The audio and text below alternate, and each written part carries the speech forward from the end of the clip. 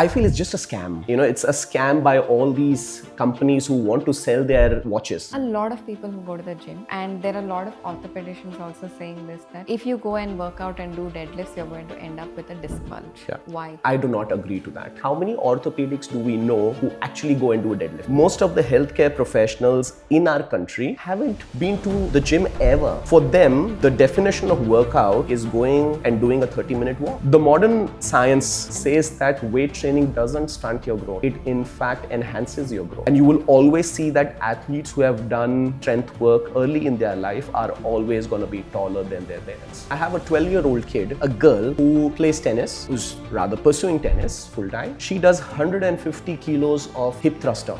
Wow. 8 to 10 hours of sleep for a professional athlete is mandatory. Good morning, sir. How are you doing today? Good morning, Dr. Sharanya. I'm very good. Thank you.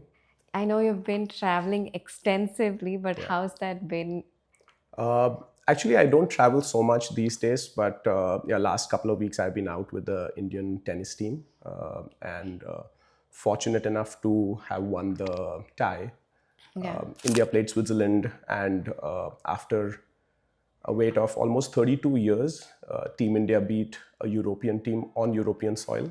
So that was like a history that we created a few days back. It sounds amazing. In fact, I'm having goosebumps at what you're telling, that after 32 years. What does it feel like to be in this era, in this time zone, in Indian sports? I think I'm very fortunate because while growing up, I always wanted to be an athlete, but obviously there are multiple factors, especially in a country like India, which probably blocks you from achieving that high performance dream. But I'm glad that I could take physiotherapy and specialize in sports physiotherapy, and in some way at least pursue my dream and be a part of a high performance team at multiple occasions. Right. So I just feel I'm very fortunate to be in this space and help the Indian athletes achieve something which I couldn't. I think that's a great head start to where the Team India is going, because we've only heard that we don't have enough sporting facilities, we don't have enough technology or enough coaches. But I think now that landscape is changing because of more doctors like you and more people who are adding value to the team. So when you started off physiotherapy, I'm sure it was one of the not so fancy considered fields. Correct. How did you navigate this entire journey? So I'll be very honest, when I was one of those guys who wanted to take up medicine, and because I did not score enough marks to get into a government college, and in India private colleges are quite expensive to get into, and I had no options but to take physiotherapy. And again, when I entered the college for the first day, I had absolutely no clues what physiotherapy is. So you can call me somebody who wanted to take medicine but did not get medicine, so I entered physiotherapy. But then when I entered the profession and I started exploring and learning about the profession, I was shocked that how much potential this profession has. And my interest, like every year that I kept studying, my interest only grew more and more. I decided to pick sports physiotherapy as my specialization after I finished my undergrad, for which I went to the UK and pursued my master's there. And again, fortunately, one thing that happened was due to some family issues, I had to come back to India, and which is not the usual case, because once you go out, most of my friends and in general population would want to spend some time there. Make some money and recover your investments and come back. And unfortunately or fortunately for me, I had to just come back as soon as I finished my course.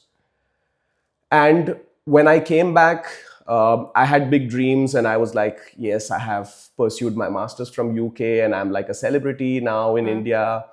But then there was a reality check where physiotherapy, especially for sports physiotherapy, was still not a developed field, right? And in general, physiotherapy, I would say, wasn't so developed in 2010. I would talk about when I came back. But I found my way. I got lucky at few occasions where I got picked by Mahesh Bhupathi, who's one of the top tennis players of the country. Yeah. Now ex, I would say, retired a few years back. But he saw my potential while I was working in Kokilaben Hospital in Bombay for him. And he offered me, a role to travel with him, and which I think I was probably 25 or 26.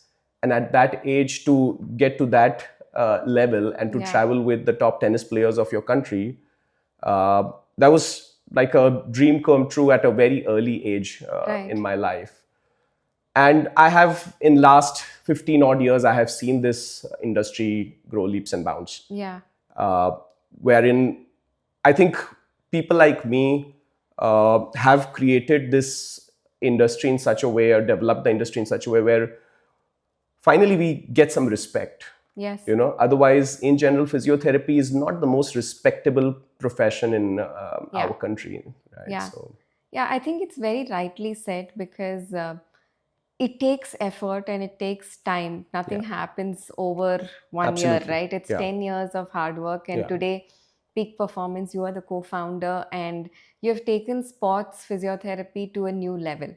Right? Wherein now people actually understand what is the science of injury and prevention and rehab and so much more to it. Right? So now that you mentioned Mahesh Bhupathi, I think you have been associated with many more in the sport of tennis, whether be it football or cricket. And more so, I would say tennis, because I think that's your current specialty. Hi, I'm Dr. Sharanya, a medical graduate and a certified physician with a master's in public health and also a master's in functional medicine and bioidentical hormonal replacement therapy. I have always believed that health is more than medicine. It's about resilience, mindset, and the human stories behind every journey. Welcome to Beyond Limits. This podcast brings you conversation with experts, change makers, and everyday people who have pushed boundaries in health, life, and science. From breaking barriers in medicine and science to redefining wellness and uncovering the untold stories of grit. Beyond Limits is about thinking bigger, living longer, and going beyond what people believe is possible. And if you'd like to work with me on a one-on-one or book a consultation with me, you can reach out via the link in the description at the email therealsharanya@gmail.com. It is TheRealSharanya@gmail.com. Let's go beyond limits together.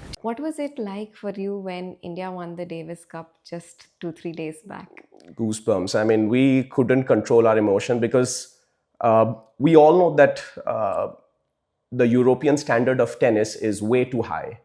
And to beat them in their own country is something which doesn't happen that often, especially from an Asian country coming in, right? So, and we worked really hard. For the last 10 days, we went in early, did a lot of prep for the matches. Usually matches are on the weekends. So we went in almost 7-8 days. Players came in early to acclimatize. And it's never easy to play these countries because the local support is huge. And for us, we are like 10 guys who are there between maybe 2,000, odd people. So, but top of our voice, we've been screaming and supporting the team. And, and finally when we see that win happening, it's a feeling that you cannot express in words. What is it that, I'm sure it's like a great feeling because we have worked so much. But what is it that's actually changing in today's sports landscape in India that's actually helping us win medals? Because earlier it would even be hard for us to show up. Correct. So I think overall, the number one thing I feel is the participation, because the government has been promoting sports big time. So the overall participation that you see is going up.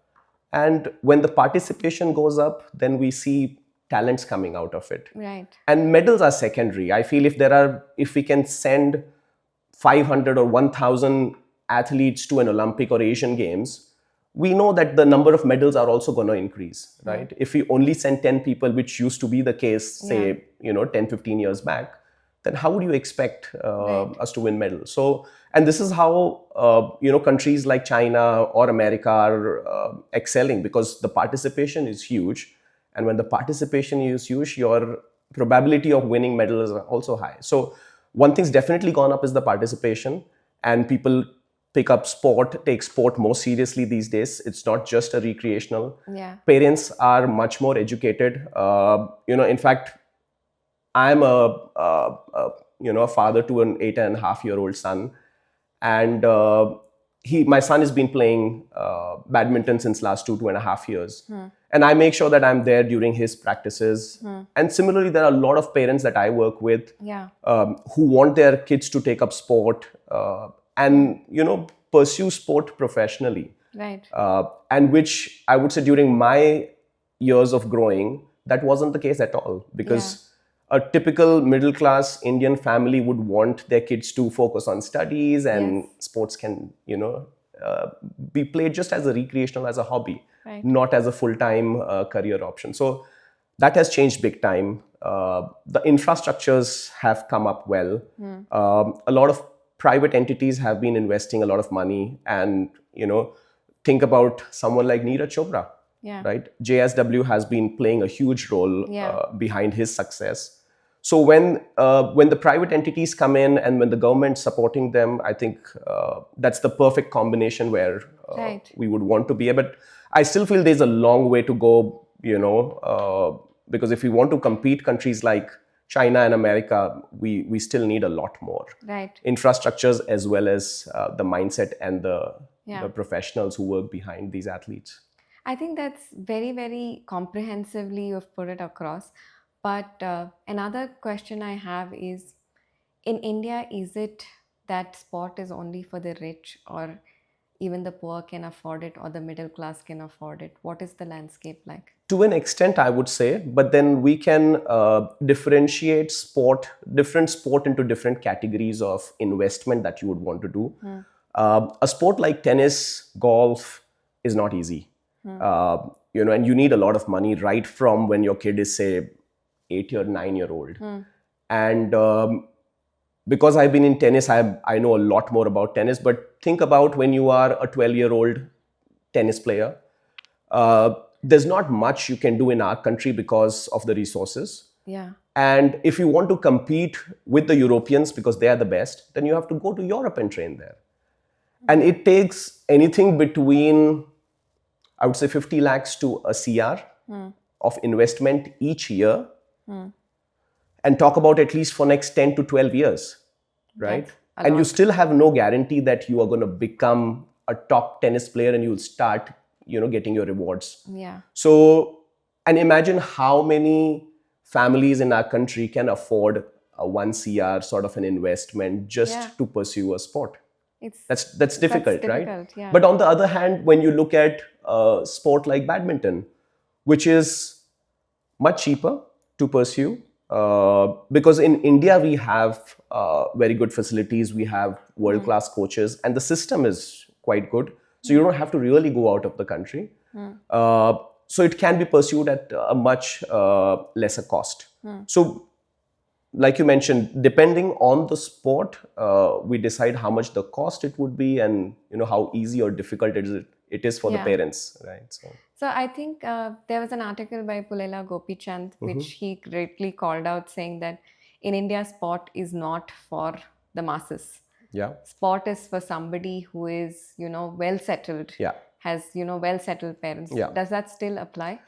I would think so, but there was a huge controversy on that statement, because when I look at the most talented athletes of our country, whether cricketers, whether tennis players, you talk about Neeraj Chopra, you talk about all the wrestlers that have won medals for our country, all the boxers, none of them actually come from a good family background, right?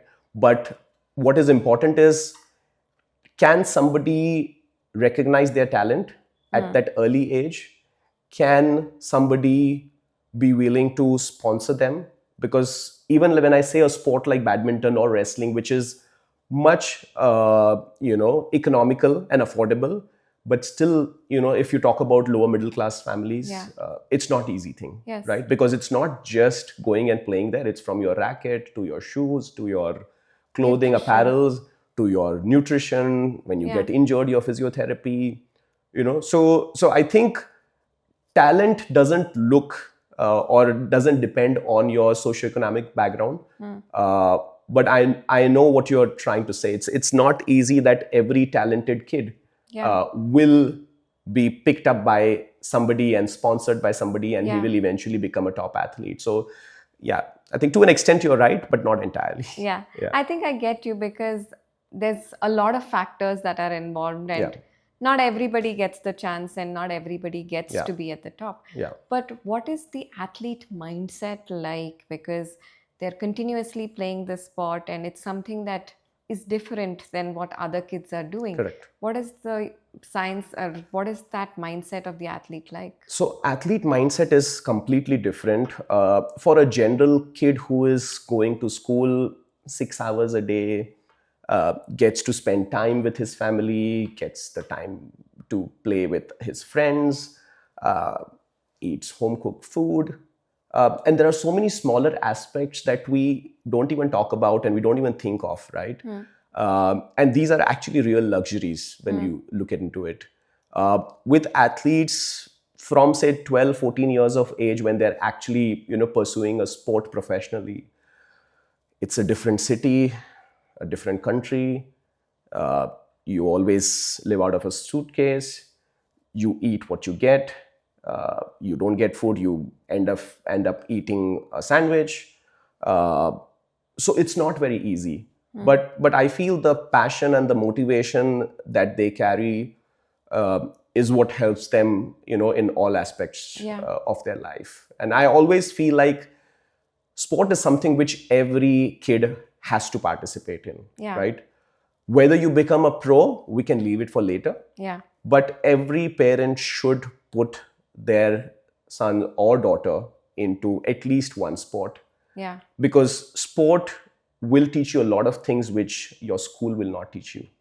I Right. think that's very, very important, because I think I've had the fortunate opportunity to have been playing sport all my life. So I know what difference it makes. Yeah. And for a lot of parents who still think that I just want my child to study and Yeah. just be at home, be safe, Correct. there is so much more that sport can teach and Yeah. actually build that person. Of course. Of course. So there are a lot of kids nowadays who are reluctant to go out because number one, they're addicted to their screens. Absolutely. And number two, parents are too busy. Yeah. So what is your take on kids who can't go out because of either of the two reasons? What should be the ideal? See, the idea is you need to be active, because the amount of screen time kids have these days it's so addictive that we're getting so much of mental issues at a very early age, like hyperactivity disorders. Yeah. And that's not good for the future of the country, right? So it's important that no matter how busy parents are, they will have to take time out, because those days are gone where kids would, after coming, like, I'll give you my example. I would come back from school, throw my bag, throw my shoes, I don't know where things have gone. I'll quickly change, and I'm out of the house with my friends. My mom would come running behind me with a stick, and force me to eat lunch. Had lunch, I'm out again. And till the time the sun's up, we aren't coming back home, right? So that was the culture at that time.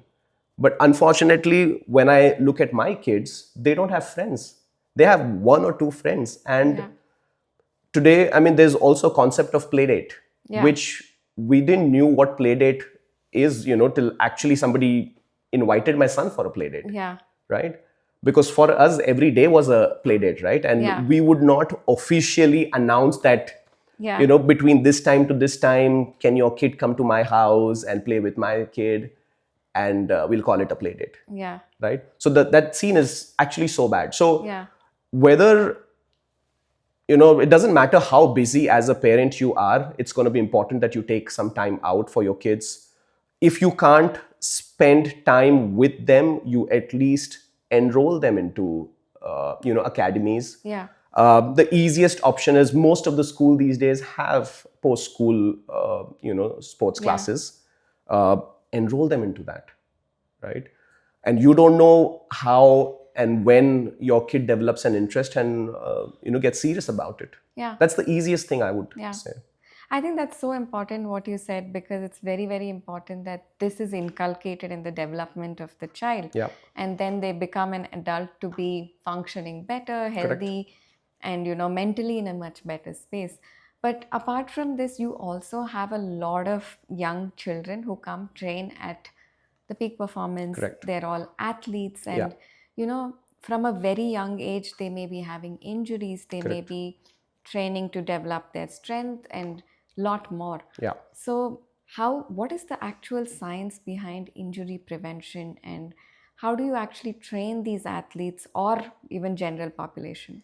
So I think injury prevention is something which is very commonly used these days, but that's definitely not the right word or the statement, because no matter how hard you try, you cannot prevent injury, right?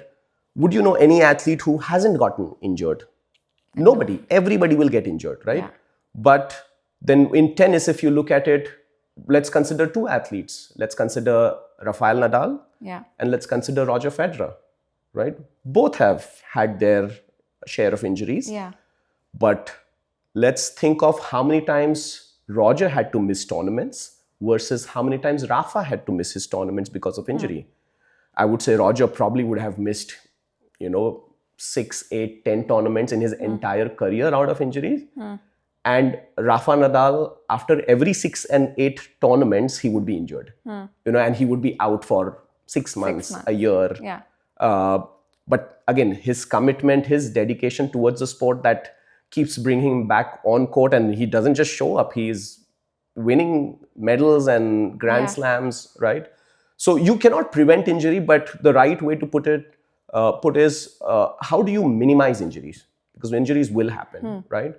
And injury minimization can happen at different levels, depending at what level do you pursue your sport, what's the age category you belong to, what sport you are into, right? Especially when you mentioned about kids. Kids do not get injured unless they are overloaded. So it's the easiest thing to prevent or minimize injuries in kids. Just don't overload them, right? The loading has to be as per their age. So it needs to be age specific. It needs to be specific to the sport. And it has to be, more importantly, specific to that individual. Right. Because not everybody is the same. I would have 10 8-year-olds or 12-year-olds playing tennis, but somebody would be naturally gifted with endurance. Somebody would be naturally gifted with strength. Somebody would be naturally gifted with hand-eye coordination. And it's important that we assess them to find out what their strengths are and what their weaknesses are. Yeah. And a program needs to be designed as per their capacity. Right. What's the most common trend in not just India, but the entire world is you do group sessions. Yeah. Right? So you run a tennis academy, you run a golf academy, you run a swimming academy, and you have 10, 15 or 20 kids, similar age bracket, and everybody does the same sort of strength and conditioning program. Yes. Right? Which is so non-specific, which is not customized to the individual needs.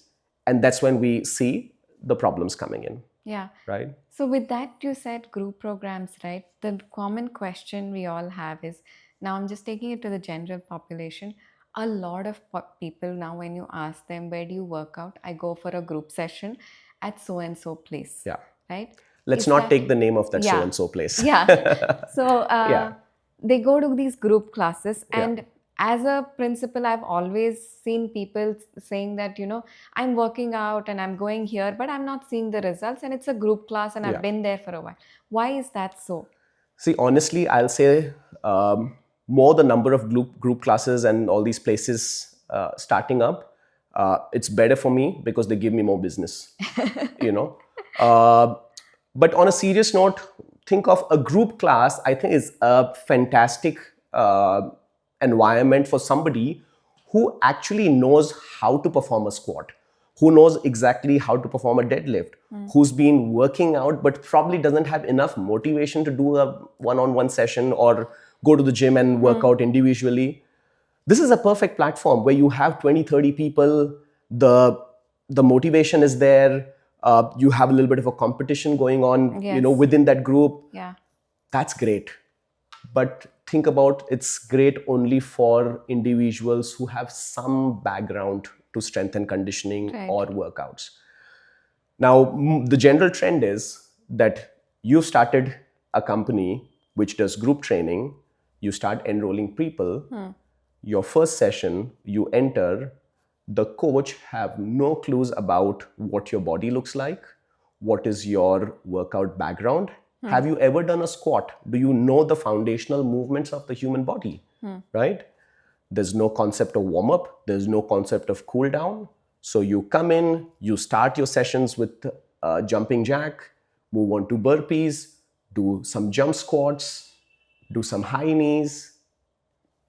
I'm talking about the objective of that class is how can you make this guy tired and sweat in the next 45 minutes? Right. There is absolutely no science behind that particular session. Yeah. Right? As a coach, if I start taking classes for 25 people, it's humanly impossible that I can look at the form of each and everyone in that group. Yes. Right? There's a good chance that out of 25, 5 guys are doing good with their form, but then what happens to the 20? Yeah. They are the ones who probably very early will start facing some injuries, and they are the ones who will eventually drop out of the system. Yeah. Right? And this is the most common trend, even when you talk about a regular gym. Yeah. Not just a group class, a regular gym. I just feel the coaches are not, good enough to understand what the individual needs. I think you're rightly saying, because I have seen a lot of coaches who come and say that they're taking personal training. Yeah. Right? And the form is so bad. Like when they're making them do a deadlift or a squat or a lunge, it is so bad that you see and you are like, I really want to go tell the person to stop doing it. Yeah, exactly. I mean, every time I have stepped into a gym and you see people doing with such wrong technique that you would want to, because this is my job. Yeah. Right? I have to really hold myself back as to, just relax. I can't go and correct this guy. Yeah. Right? And tell him that you're, screwing up your disc. And with this type of deadlift, sooner or later, you're going to end up in a disc bulge. So a lot of people who go to the gym, and there are a lot of orthopedicians also saying this, that if you go and work out and do deadlifts, you're going to end up with a disc bulge. Yeah. Why? I do not agree to that. Most of the guys who actually, you've mentioned orthopedics, and I mean, nothing wrong against any of these professionals, but how many orthopedics do we know who actually go and do a deadlift? Correct. Right? Most of the healthcare professionals in our country haven't been to the gym ever. Yeah, right? Very rightly said. For them, the definition of workout is going and doing a 30-minute walk. Yeah. Right? And this is amazing that a lot of time when I see patients and ask them, what do you do for your workout? And they say, I walk. We had one of our clinic in Manyata Tech Park, which is, in the middle of at least 1 million IT guys working there within a half-kilometer radius. Right. Right? And for most of them, the workout would be a walk, and that walk is what they do post their lunch. Yes. Around their office. Yeah. And they consider that as a workout. Yeah. Which is just bullshit. Yeah. Even these step counters and, you have your watch and people counting their steps. I think even that is bullshit because... I feel it's just a scam. Yeah. It's a scam by all these companies who want to sell their watches, right? Because otherwise you can't count your step. Yeah. Right? But see, think of it... I'm not against walking. Walking is a great exercise. And if you can't do anything, you at least walk. Yeah. Right? And especially if you have any special conditions, if you are belonging to a geriatric age group, right? And which again, the definition of geriatric age group is not the Changing same now. what Yeah. it used to be Yeah. 30 years back, Yeah, right? Because I have my clients who are 70-year-old, 75-year-old, who are running full marathon. Yeah. And again, they're not just running, they're finishing off in 4 hours. Yeah. Imagine a 75-year-old guy finishing 42 kilometers in 4 hours. It's not a joke. Yeah. Which most of the 20-year-olds can't do it. Yeah. You know, and marathon, most of the professional athletes can't do it. Yeah. Right? It's that sort of a sport. Yeah. So if a 75-year-old can run a full marathon, which is 42 kilometers, then again, what is the definition of walking? But if you have never done anything in life, you are a 70-year-old, then I would say yes, go for at least a 45 to a 60-minute brisk walk. Yeah. It's important that you monitor your heart rate. And post the walk, you should feel like you've done something. Yes. Your walk cannot be a walk where you are in a park and you are, you don't feel your heart rate. And when you come back, you feel like there's no exertion. Yeah. Right? So whether it's a younger age group who's never done anything or an older age group, when we talk about walking, there has to be some exertion. Have you really felt something? Has your heart rate gone up? Has your breathing gone up? And that's just a common indication that yes, I have done something more than my average I think level. that's very, very important, because a lot of the time when doctors say go for a walk, most of them just do something like jaywalking, chatting around with somebody, their neighbor, their friends, whatever, and absolutely no increase in heart rate. Yeah. Or absolutely they just look at their watch and say, oh yes, I have walked for half an hour, I've burnt so many calories, which again is a very wrong calculation. So sir, now we've spoken about, performance and, performance with elderly and what is exercise. What does it actually mean when we say holistic fitness? And now how does that differ if it's an athlete to a general population? I think that's a great question, and that is something everybody should understand. The early you understand in your life, the better it's going to be for your later life, right? When we talk about athletes, depending on what sort of a sport and at what level they are involved, will define a holistic fitness for them. For example, think of a sport like tennis, football, badminton, hockey. These are dynamic sports, right? Right.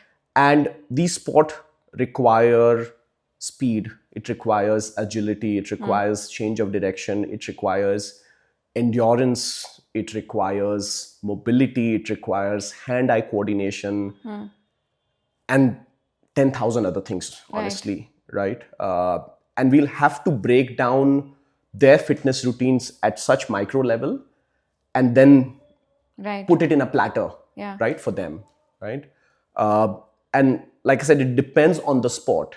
Now, think of a sport like golf. A golfer doesn't require change of direction.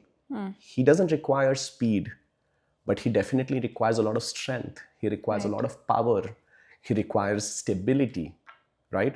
So I can do some speed work with a golfer just to create a good neuromuscular balance. Yeah. But I know in his sport is not going to create a big difference. Yes. Right?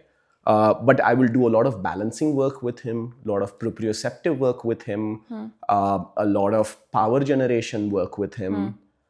And also when we talk about strength and power, the muscle group requires, the muscles which actually participate in golf versus tennis versus a cricket fast bowler is also going to be different. So that needs to be again trained differently, right? So for athletes, there are probably 20 plus parameters that we look into when we design a holistic fitness program. But when we talk about general population who wants to be active, I think we need to look at 3 to 4 parameters primarily. And if you tick off these 3-4 parameters, you're actually good. Yeah. Now, what are these 3-4 parameters? I would say number one would be strength. And strength comes from resistance work, weight training, right? And a lot of things you can do it using body weight also, right? Then comes your mobility or flexibility. So making sure that your joints have full range of motion. The muscles are flexible enough to carry on your day-to-day activity. Then comes endurance, which is your cardiorespiratory endurance, right? How healthy your heart and your lungs are and how well they work together along with the rest of their body. That's the endurance part.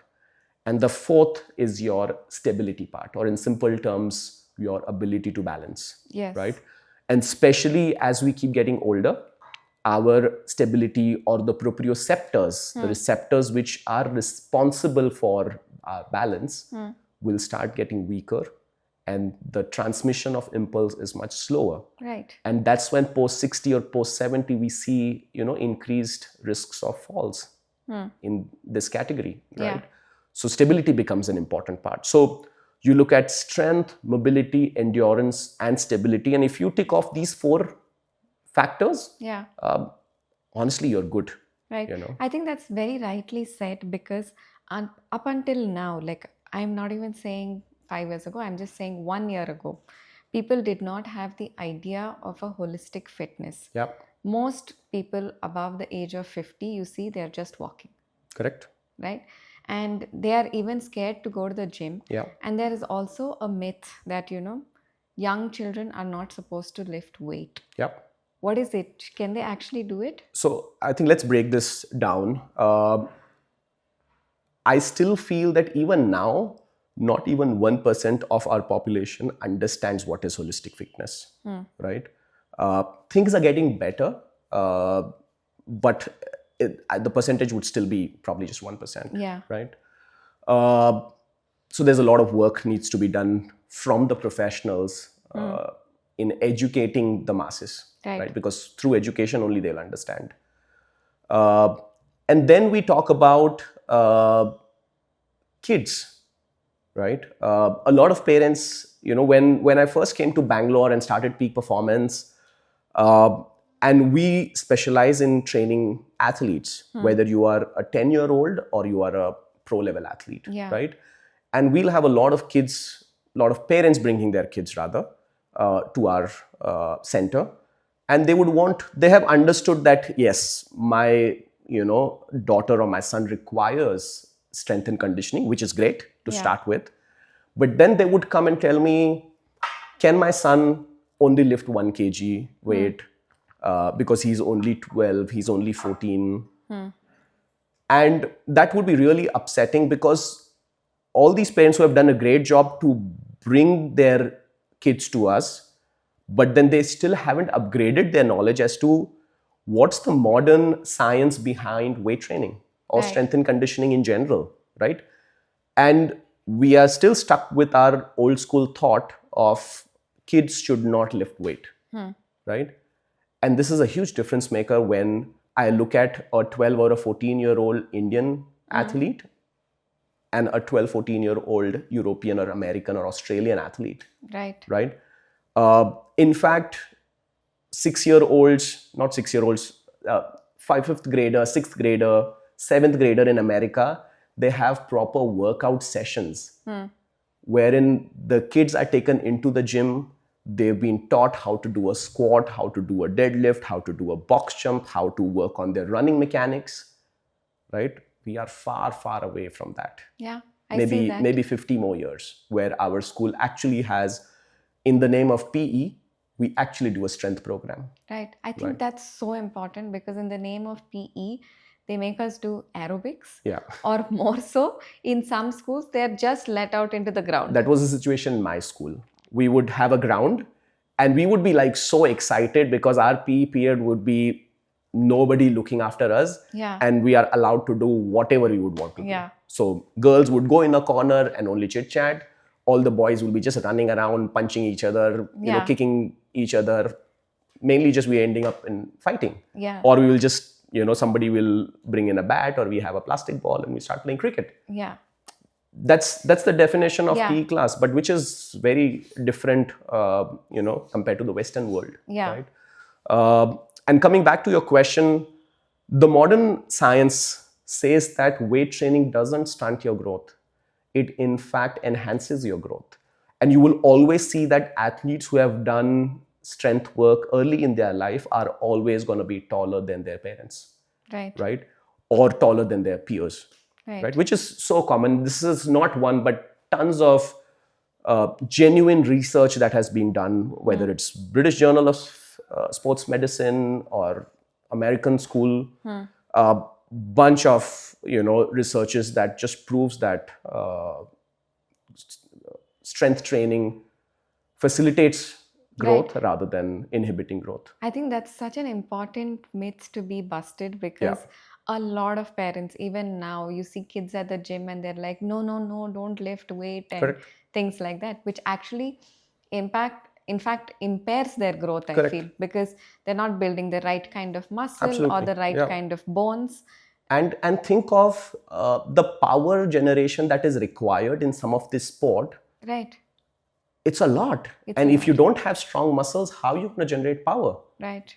The only thing you're going to end up in is injury, because you're trying to explode and produce power again and again during a tennis serve or a golf swing or a badminton smash or fast bowling, which your muscles are not capable to handle that stress because you haven't done enough work in the gym, right? So weak muscles trying to produce force, ending up in higher loading on the joints and muscles and ending up injuries, right? I'll give you an example. I have a 12-year-old kid, a girl who plays tennis, who's rather pursuing tennis full-time. She does 150 kilos of hip thruster. Wow, that's brilliant. And honestly, that is a scary number for a parent to see. But then what we look at is when she is lifting that 150, the way she lifts is effortless. It doesn't feel like somebody is actually forcing that weight onto her body. It's just effortless. So if your body can handle, if your form is good and your recovery is well, then there's no set standard as to a 12-year-old can only lift this much. Yeah, I think that's a very important thing that you put across is number one, form, number two, recovery, and number three, being effortless and being able to lift the weight. I think those are three primary things that someone should look at. Now, when it comes to recovery, what is recovery actually? Your recovery starts as soon as you finished your training, whether a sports training or your gym training, right? And your recovery comprises of everything from bringing more oxygen to lactic acid washouts, which is produced post any high intensity training, to improving the joint range of motion, to bringing back the circulation, to replenishing your nutrition, which has been used up during your training. Right. So everything is recovery, right? And like I said, we start the recovery process as soon as you're done with your training. So the first and the most important thing is a good cool down. Right? Bringing in proper static stretches during the cool down programs, doing foam rolling, etc. Can be your first step towards recovery.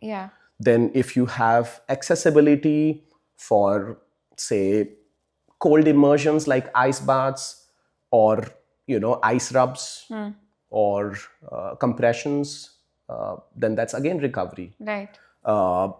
Proper supplementation, maintaining your protein to carb ratio in the post-workout meal, that's again recovery. Getting massages done time to time, and again depending on the level at which you train and you compete, that will decide the frequency of your massages, because professional tennis players get massages every day. And when I tell this to my general population, they're a little shocked. Like they again have an issue that, oh, you shouldn't get a massage done every day. Right? So a professional tennis player who's spending 3 to 5 hours in a match, who trains 6 to 8 hours every day, cannot finish his day without a massage. Right? And if they do so, for any reason, if they don't have a physio or a massage therapist traveling with them, then they would know how much it affects their recovery, because next day it's impossible to get out of the bed. Right? So getting proper massages, definitely. And when I say massage, I'm not talking about your spa thing. Your Swedish massage are not the ones that's going to help you with recovery. Yeah. But you need proper deep tissue or sports massages, which again is not practiced that commonly, not just in India, most of the world, I would say. Yeah. So to summarize, from proper cool down techniques to proper nutrition to proper supplementation to getting massages, ice baths, they all play a very important role in recovery. And one thing that we shouldn't forget is sleep. Yeah. 8 to 10 hours of sleep for a professional athlete is mandatory. That helps so much, into the recovery process.